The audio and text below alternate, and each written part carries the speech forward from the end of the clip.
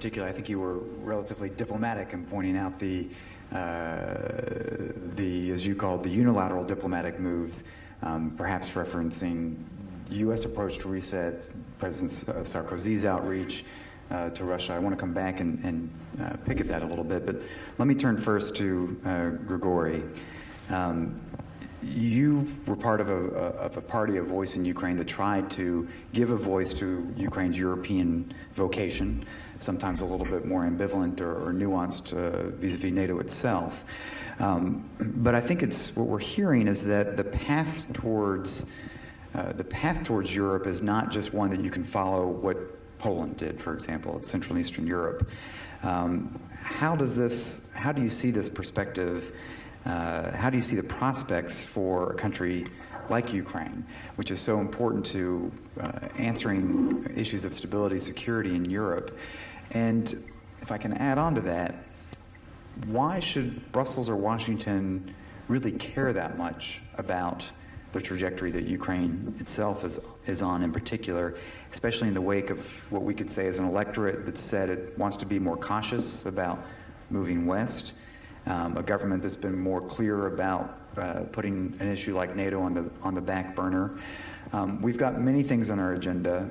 Why should we be concerned about Ukraine looking west? Thank you, and a very legitimate question to ask. Just to remind, this morning James Steinberg outlined the real challenges, which are global by definition, and then he went to what he called remaining challenges that we have to deal with, starting with Western Balkans, moving to Eastern Partnership, and also mentioning frozen conflicts.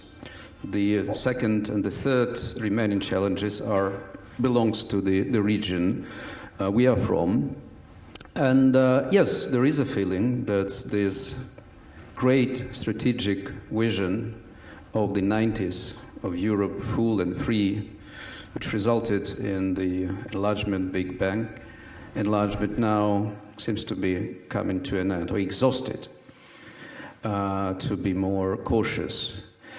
And there is also a feeling that instead of this vision, there is a temptation to substitute this vision, something temporarily, something long-term strategically, with a kind of neo-Finlandization, where the countries like Ukraine or Georgia or some others from this region could live for some time with de facto limited sovereignty, but would not disrupt the major global division of labor, which is the work in progress. This is the perception from the region. It is true also that there is a perception of, while understanding how difficult for the new US administration to strike a new balance with Russia, it's clearly a sign that the US government, the United States, less tough with some governments from the region I'm from, especially on their shortfalls in democracy. Now, the question to ask why, basically, the region, which is Ukraine part of, matters, both for Brussels, Europe, and for the United States. And we'll try to think globally, because this is the message and the ambition of this forum. If we'll start with Europe, I do not agree with President Kwasniewski's modest ambition for Europe to compete only for the bronze medal. This is basically agreeing that there is nothing else left, and it's better to protect what you have and then not to have ambitions to move forward. I think it's wrong. Why?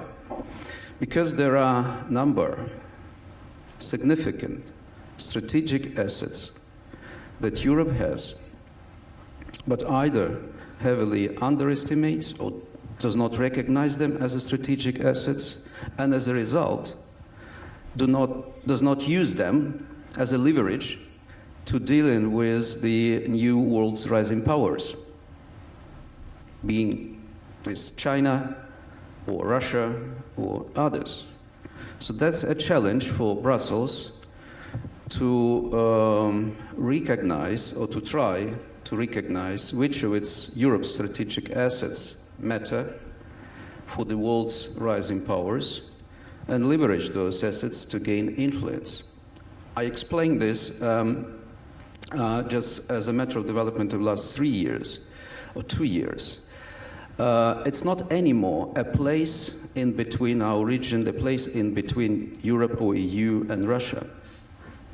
After the Russia-Georgian war, there is a new elephant in the room, which is China.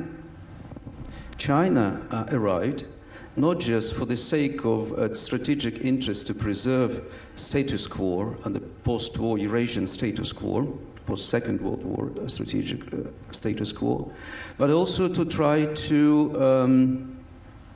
be a player in the regions which corresponds to China's reading of their national interest. And as a result, a number of countries, ranging from Belarus to Kazakhstan, especially Kazakhstan, received a significant amount of financial support in billions from China. Now, if you take the United States, it is always a very difficult and understandably difficult balancing act to try to balance your claim to advance democracy globally and then to secure your national interest in the remote regions. But it has to be balance. It would be a great and grave mistake to consider that this balance doesn't matter anymore, precisely because that would, in the long term, would be harmful for the same security national interest that the United States wants to protect. The obvious suspect comes as energy security and this region's role as a strategic energy corridor. It's not a big secret to think ahead that it's not just Azerbaijan that will be a source for Nabucco or potentially other pipelines, but Iraq, and who knows, maybe in the distant future, even Iran. So the transit, the security of the transit routes matters, and therefore the quality of the political orientation of countries like Ukraine, or those countries in between, matters. Turkey, the same, is a heavily neglected strategic asset for Europe. And at the same time, you could see some possible balancing as far as the Turkish role for the strategic energy corridors and Ukraine's. One could say, yes, but Turkey is a NATO member. It's quite predictable in this way. Not at all. Power is power, and you have to balance it.